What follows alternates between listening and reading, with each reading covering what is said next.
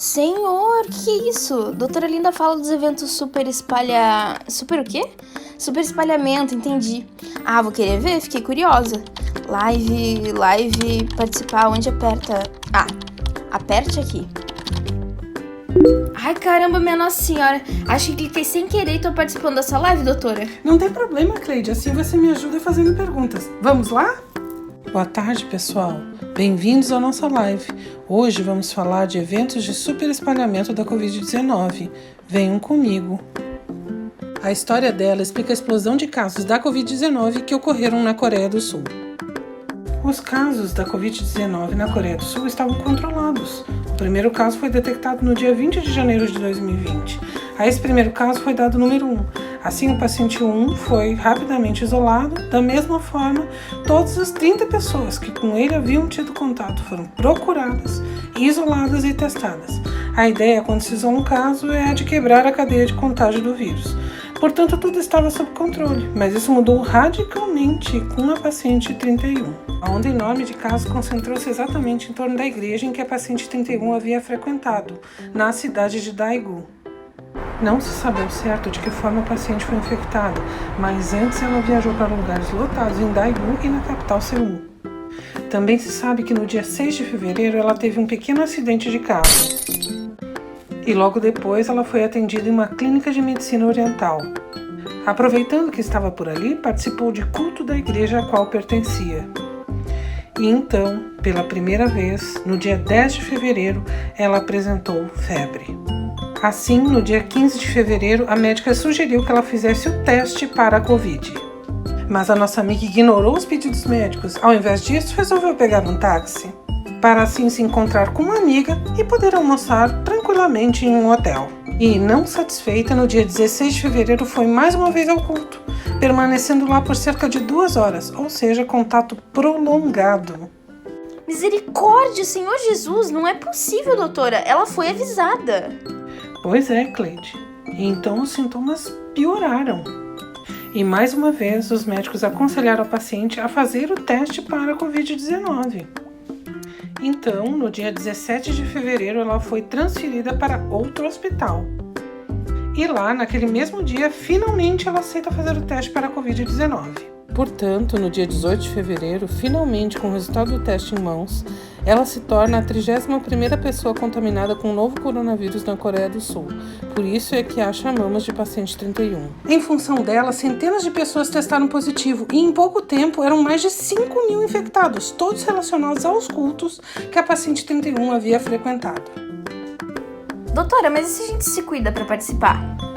É exatamente aí que pode morar o perigo, a falsa sensação de proteção.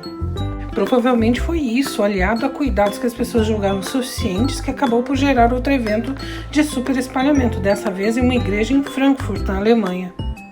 Pois bem, antes desse culto acontecer, os casos de Frankfurt estavam muito bem controlados, tanto que em 1º de maio as reuniões religiosas haviam sido novamente liberadas.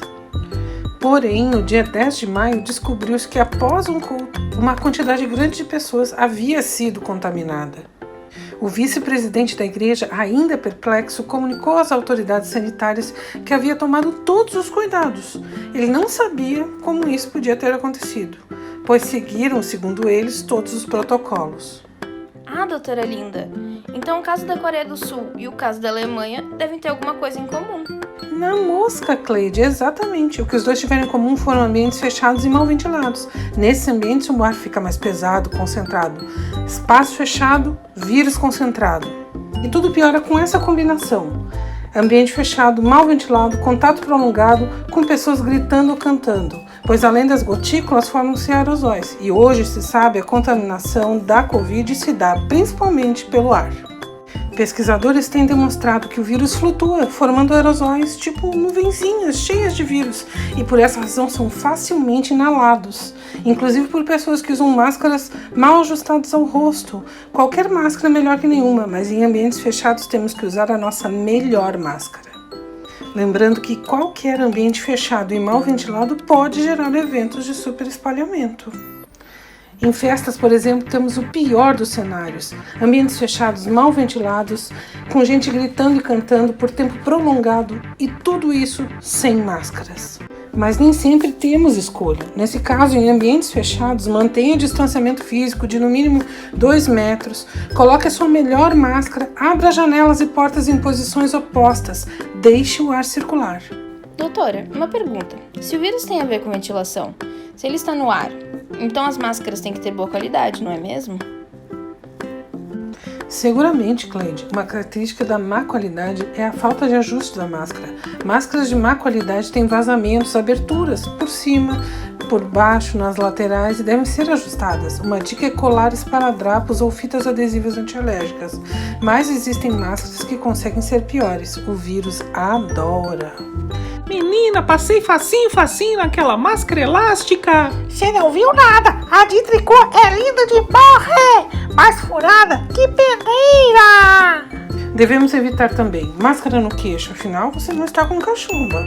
Máscara com o nariz para fora, só se você quiser inalar diretamente o vírus. Máscara caindo do rosto, mal ajustados ou com vazamentos, ajuste ou troque. Não deixe o vírus ter fácil acesso ao seu nariz ou boca. Depois que falamos das piores, vamos falar das melhores. As PFF2, ou peças faciais filtrantes, são as melhores no ranking das máscaras, pois têm um melhor ajuste e filtram o vírus muito melhor. Para maiores informações, acesse o Qual Máscara no Instagram ou Vitor Mori no Twitter. Já o PFF para todos mostra em que locais encontrá-las. Por que isso é muito importante? Porque para locais fechados, como ônibus, trem, metrô, elas são disparado a melhor escolha.